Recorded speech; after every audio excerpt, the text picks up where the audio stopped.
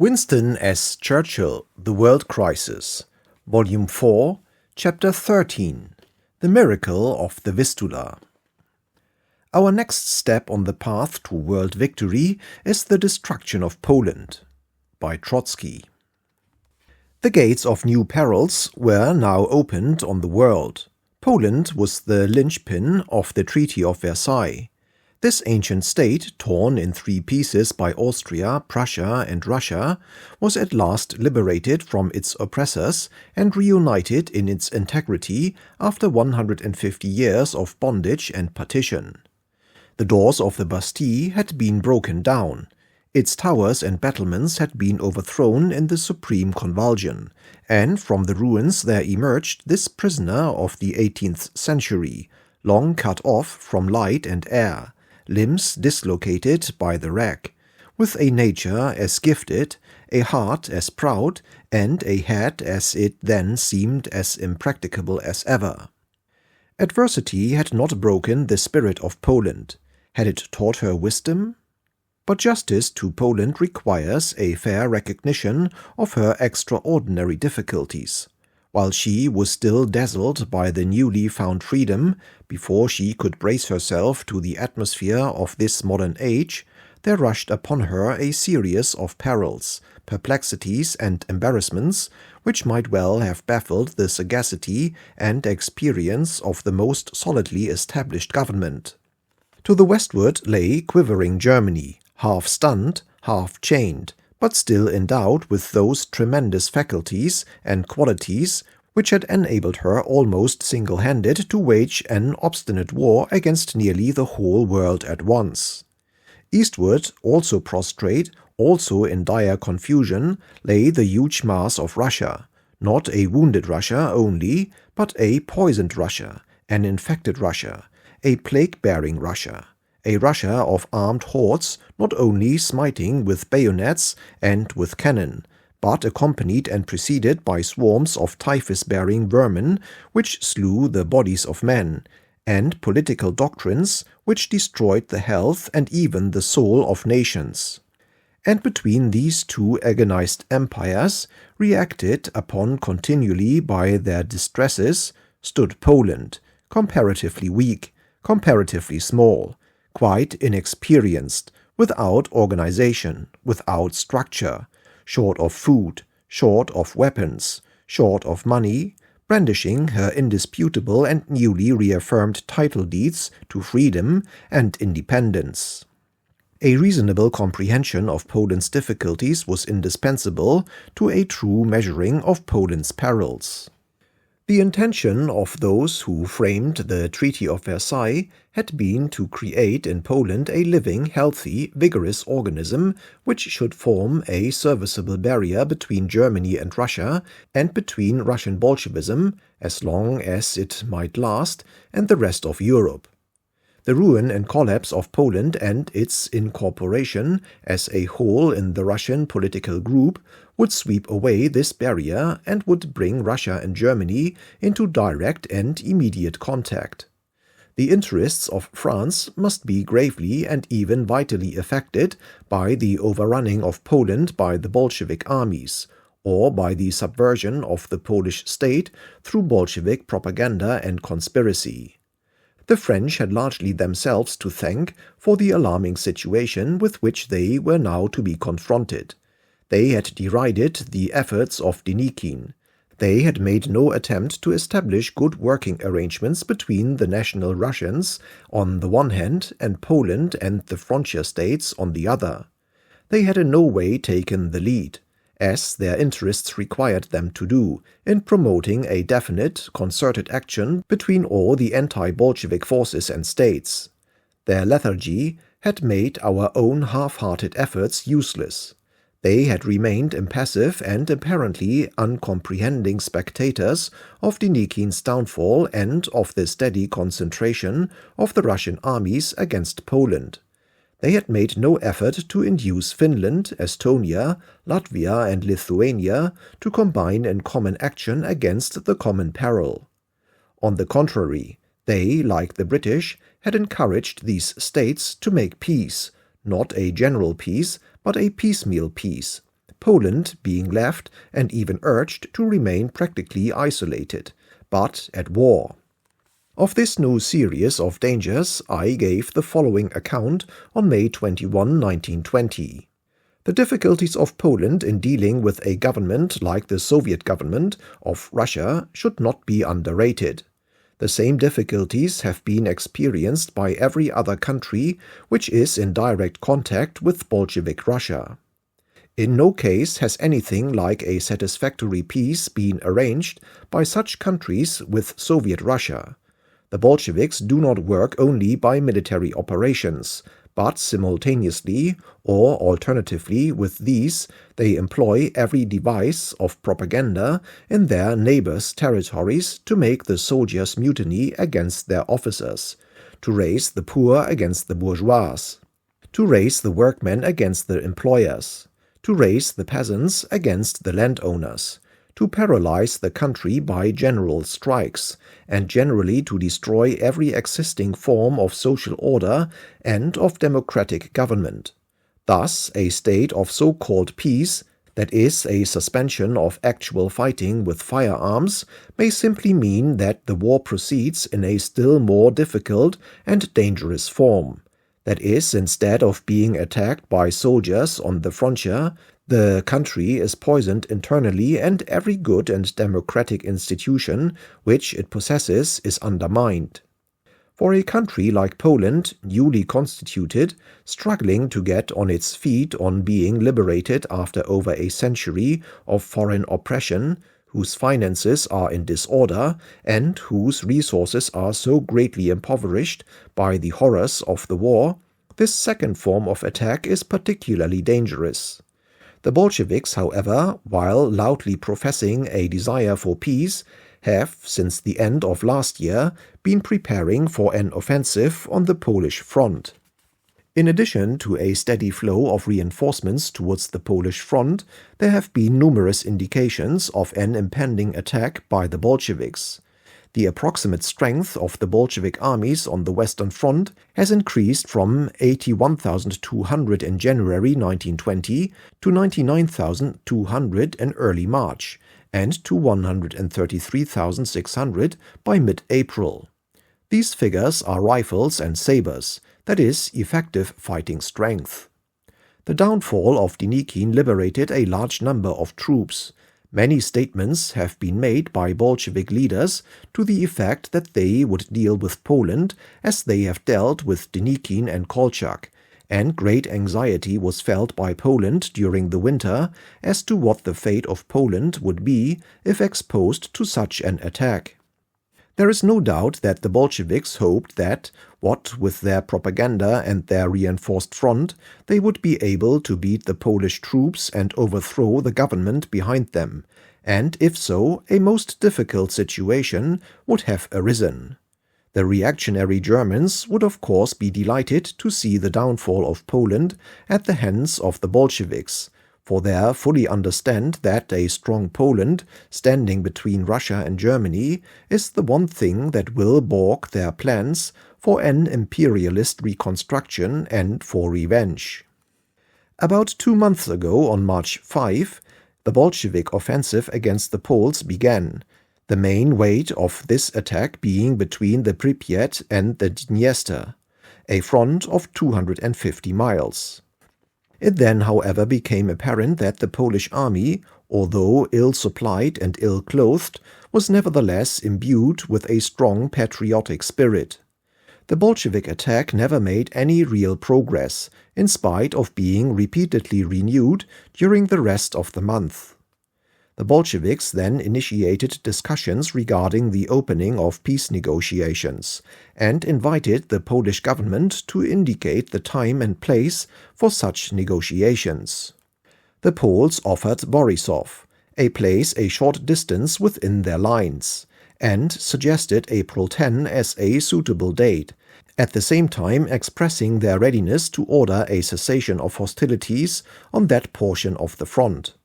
The Poles also guaranteed that their army would abstain from offensive action during the negotiations. The Bolsheviks, however, rejected the Polish proposals and demanded an armistice on the whole front, and the selection of a place either in the interior of Poland or in a neutral or allied country for negotiations. In the meanwhile, fresh Bolshevik reinforcements were being concentrated on the Polish front, and there was every indication that the offensive against the Poles was about to be renewed. The Poles therefore naturally assumed that the Soviet government was only procrastinating, and was endeavoring to create a delay in which to undermine the morale of the Polish troops and population by propaganda, while preparing for the renewed offensive. The Polish government under Marshal Pilsudski, a former revolutionary against the Tsarist regime, of course understand very intimately the Russian political situation, and have shown a profound knowledge of how to tranquilize Russian territory, which they are temporarily administering. Their desire is believed to be to have some sort of buffer between them and Bolshevik Russia, at any rate over a portion of their front. Such a buffer state would be constituted by an independent Ukraine. The Polish Foreign Office on April 27 issued a communiqué to the effect that Poland acknowledged the right of the Ukraine to independence and recognized Petlura's government.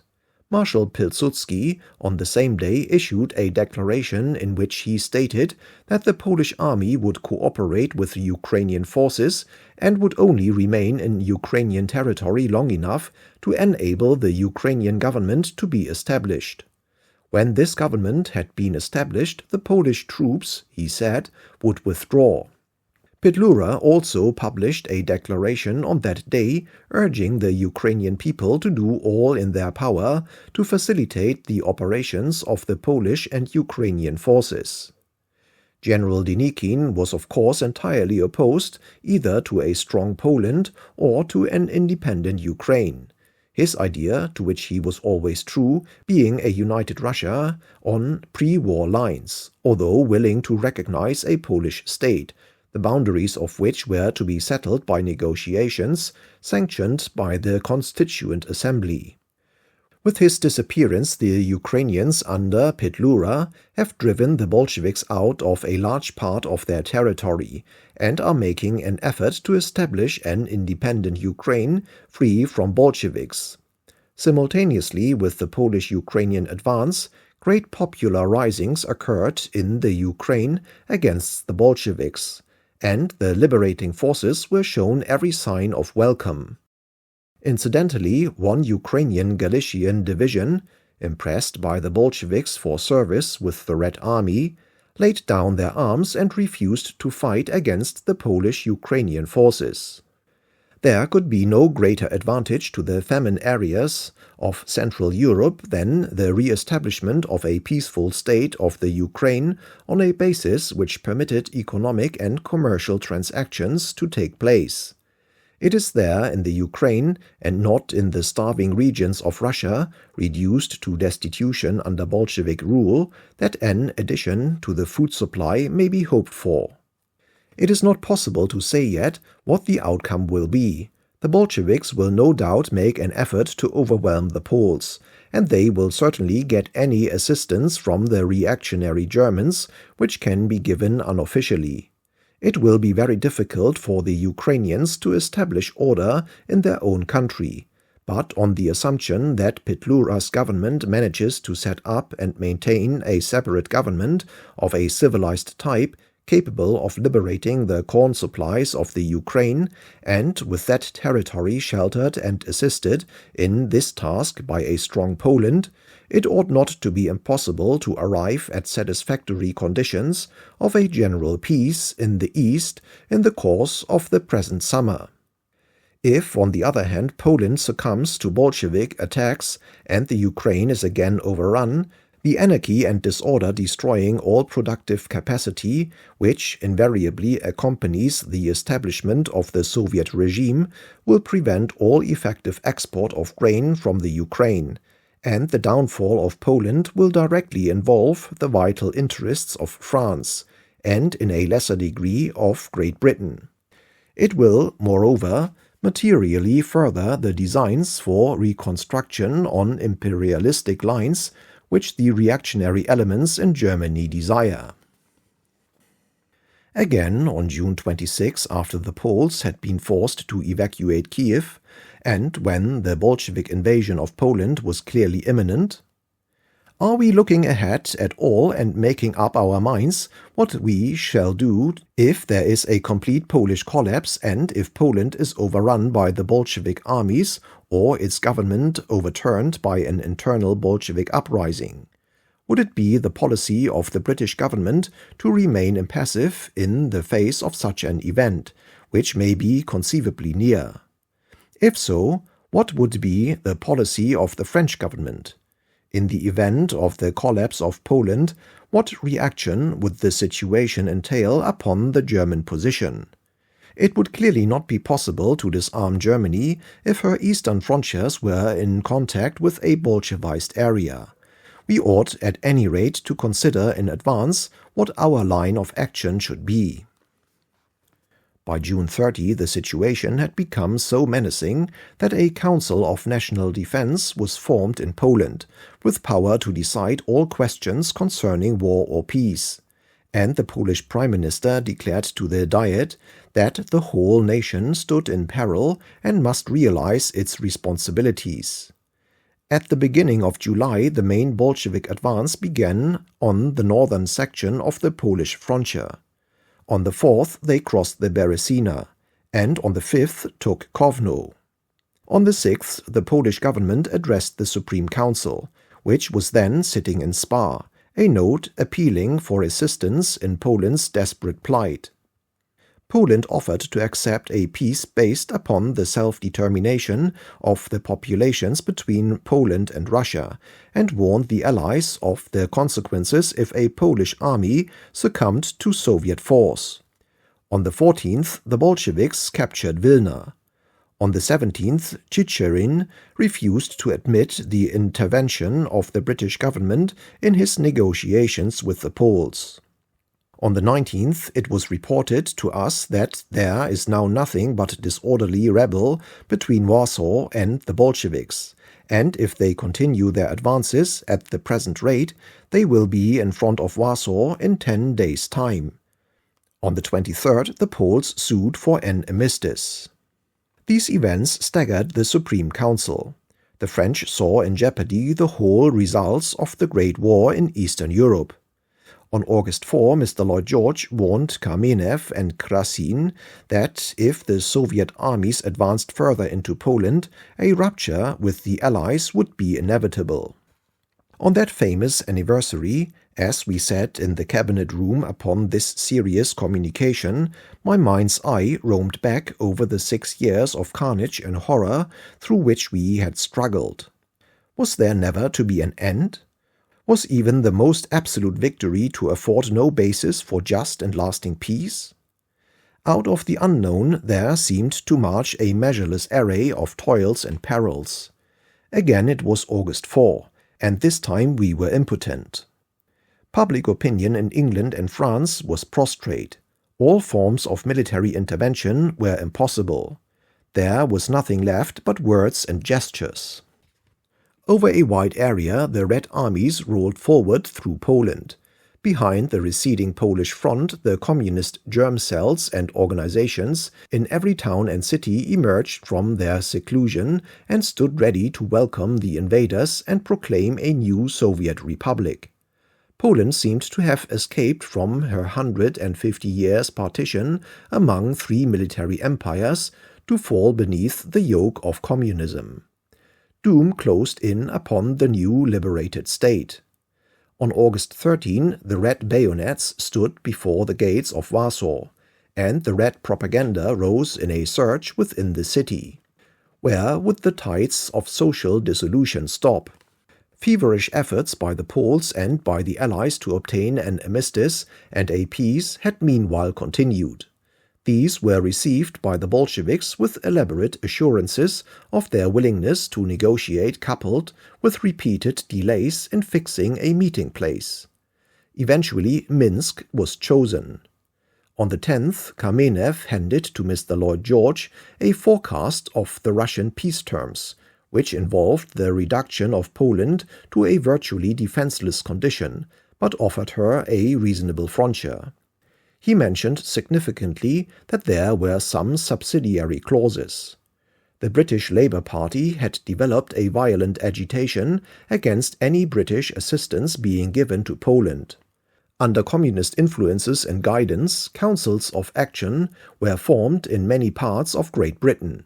Nowhere among the public was there the slightest comprehension of the evils which would follow a Polish collapse. Under these pressures, Mr. Lloyd George was constrained to advise the Polish government that the Russian terms do no violence to the ethnographical frontiers of Poland as an independent state, and that, if they were rejected, the British government could not take any action against Russia. The French, on the other hand, took the opposite view, dissociated themselves from the British and informed the Polish government that the terms were totally unacceptable. In these circumstances, the Poles continued to rally their forces for the defense of Warsaw and simultaneously tried to open the armistice proceedings at Minsk, while the Bolsheviks advanced their forces and delayed the parleys. It was not until August 17 that the conference finally assembled. The Soviet representatives, acting on instructions given them some days earlier, put forward their conditions. They recognized the independence of the Polish Republic. They would not demand any indemnities. They agreed that the Polish frontier should be the line fixed by Lord Curzon in his note of July 11. Nothing could be more reasonable. But the Article 4, Poland will demobilize her army to 50,000 men. For the maintenance of order, a citizens' militia of workmen will be formed. Article 7, the manufacture of arms and war material in Poland is prohibited. Article 12, Poland undertakes to give land for the families of her citizens killed, wounded, or incapacitated in the war. Thus, under a fair-seeming front of paper concessions about independence, frontiers, and no indemnities, the Soviets claimed nothing less than the means to carry out a Bolshevik revolution in a disarmed Poland. The scope of these designs, although hidden from simpletons, was equally comprehensible to every anti-communist and communist throughout the world. The establishment of the citizens' militia of workmen, combined with the grants of land for the families of Polish citizens killed or wounded in the war, meant a Red Guard under communist direction to enforce a policy of land nationalization.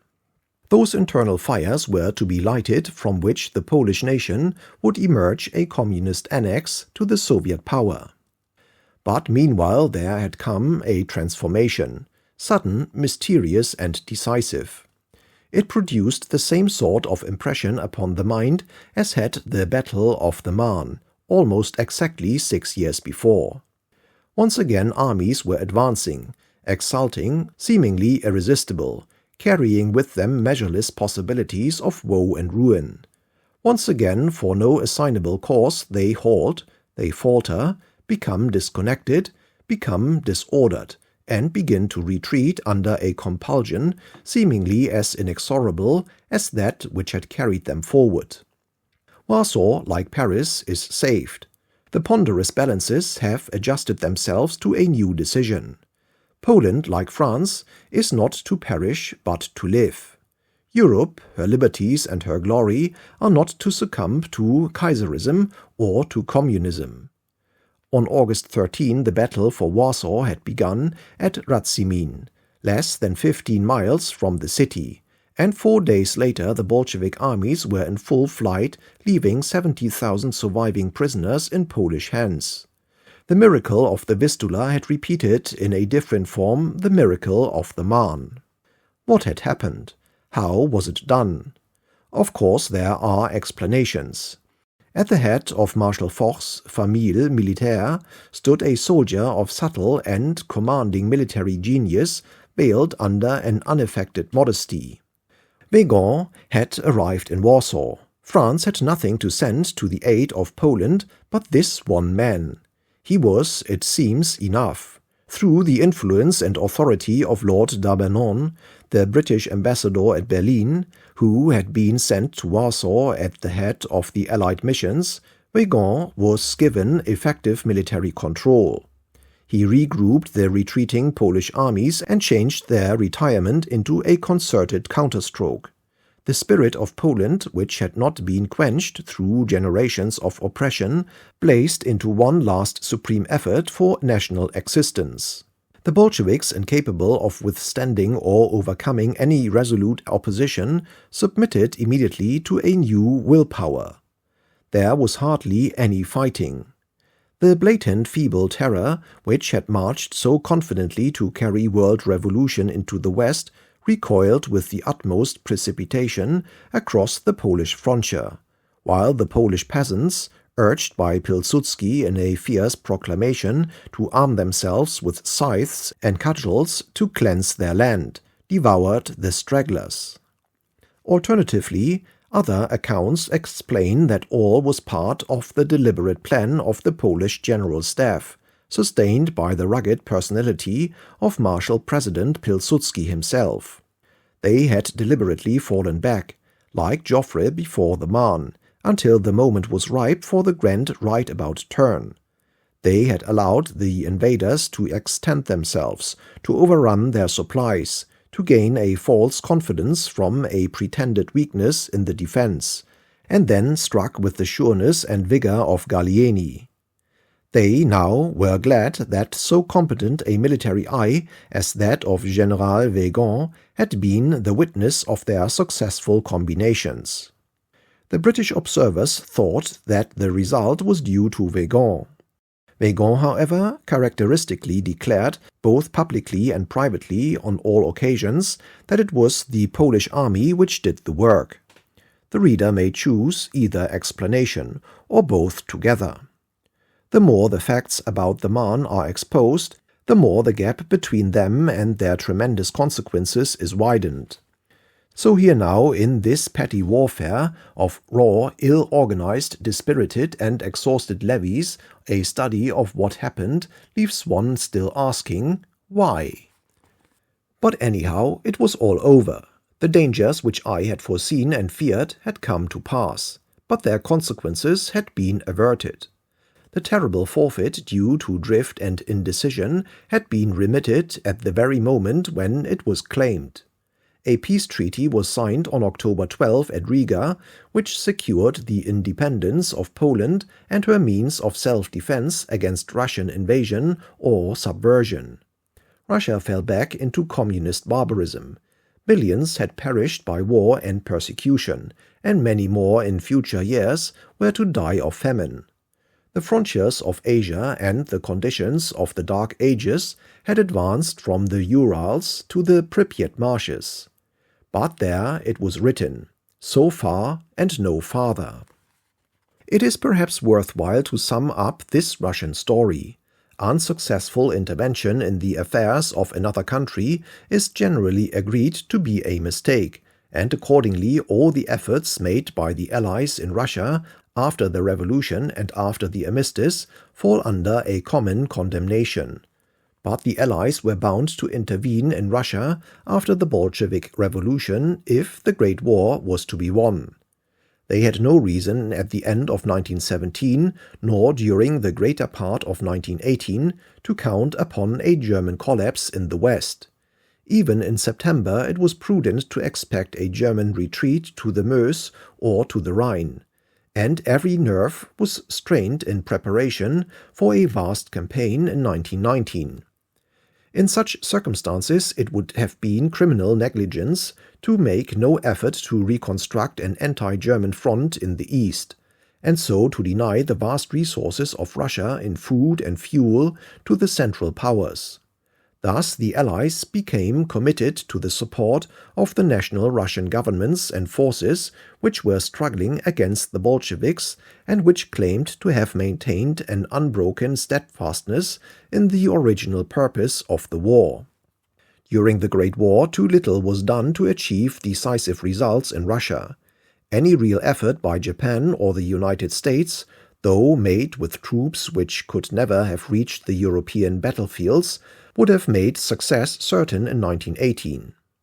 As it was, enough foreign troops entered Russia to incur all the objections which were patent against intervention, but not enough to break the then gimcrack structure of the Soviet power.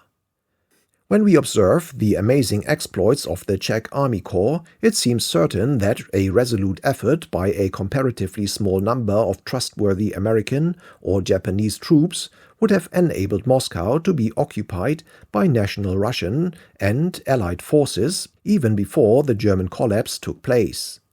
Divided counsels and cross-purposes among the Allies, American mistrust of Japan, and the personal opposition of President Wilson reduced Allied intervention in Russia during the war to exactly the point where it did the utmost harm and gained the least advantage. In consequence of the armistice, nothing was finished, and the Allies were entangled in feeble action in many parts of Russia. Side by side with them, dependent upon them for moral, even more than material aid, were the loyal Russian organizations. Had the Great War been prolonged into 1919, intervention, which was gathering momentum every week, must have been militarily successful. The armistice proved to be the death warrant of the Russian national cause. As long as that cause was interwoven with a world purpose represented by 27 Allied states at war with Germany, victory was certain. But when the Great War suddenly ended and the victors hurried off to mind their own affairs, and exhaustion laid its hands on every government, the tide that would have borne the loyal Russians onward ebbed swiftly away and left them forlornly stranded. Nevertheless, there seemed perhaps a chance that with their own strength these Russian national forces might yet save themselves and their country. It was never a very good chance. These armies of Kolchak and Denikin, Foch is said to have remarked with much discernment, cannot last long because they have no civil governments behind them. It would not have been right after the Great War was over, even had it been possible, to use British, French, or American troops in Russia. Those that were already there must be withdrawn as soon as possible. Intervention after the armistice could only take the form of money, supplies, munitions, technical instructors, moral countenance, and a concerted diplomacy. But even resources thus strictly limited offered a fair chance of success, provided they had been skillfully and sincerely applied in good time. Instead, they were frittered away by doubtful or contradictory convictions and disjointed, inconsequent actions. The dualism of policy already described was fatal to success either by peaceful or warlike plans. Either the policy of helping all the anti-Bolshevik forces which encircled Soviet Russia should have been straightforwardly pursued, or a peace should have been unitedly made with the Bolsheviks on terms which assured some hopes of life and liberty to the loyal Russians who had been fighting with the Allies in the war, and to whom we were in honor bound. Neither the one nor the other was earnestly attempted. Half-hearted efforts to make peace were companioned by half-hearted attempts to make war.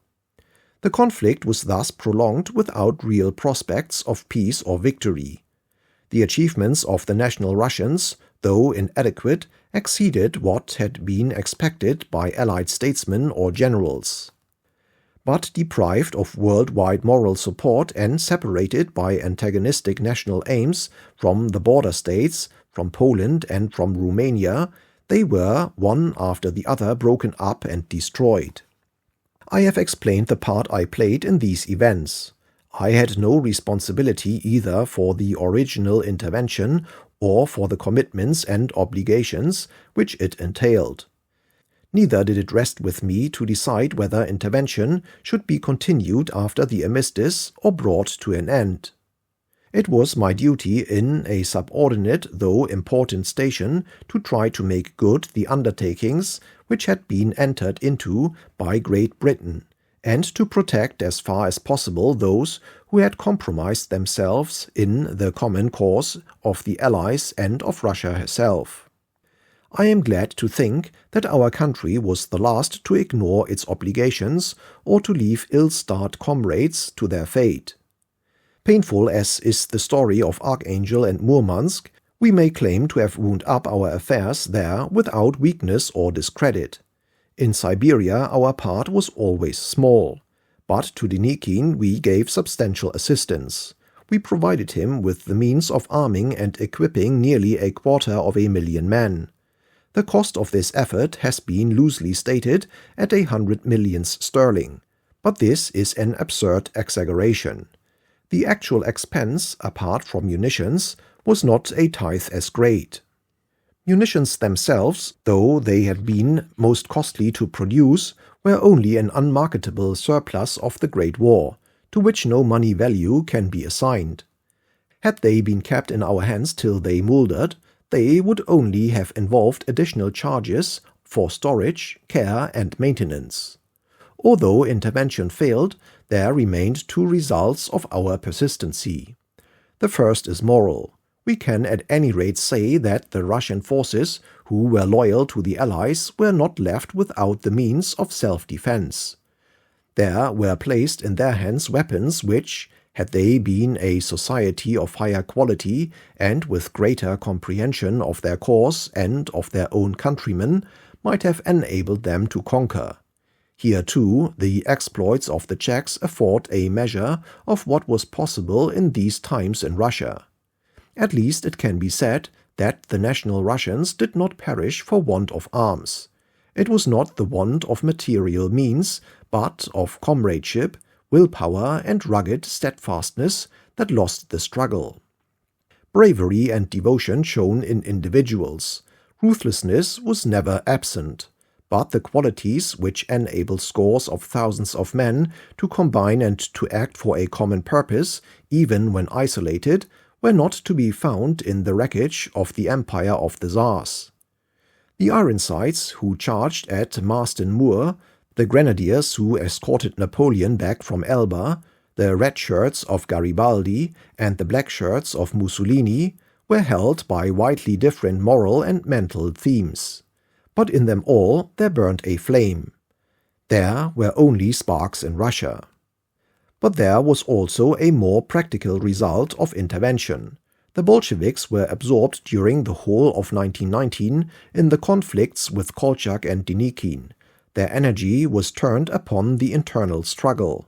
A breathing space of inestimable importance was afforded to the whole line of newly liberated countries which stood along the western borders of Russia. Kolchak and Denikin, and those who followed them, are dead or scattered. Russia has been frozen in an indefinite winter of subhuman doctrine and superhuman tyranny. But Finland, Estonia, Latvia, Lithuania, and above all Poland were able during 1919 to establish the structure of civilized states and to organize the strength of patriotic armies. By the end of 1920, the sanitary cordon, which protected Europe from the Bolshevik infection, was formed by living national organisms, vigorous in themselves, hostile to the disease, and immune through experience against its ravages. In this same period also there first began among the socialists of France, Great Britain, and Italy those disillusionments which have steadily developed into the strong repulsions of the present day.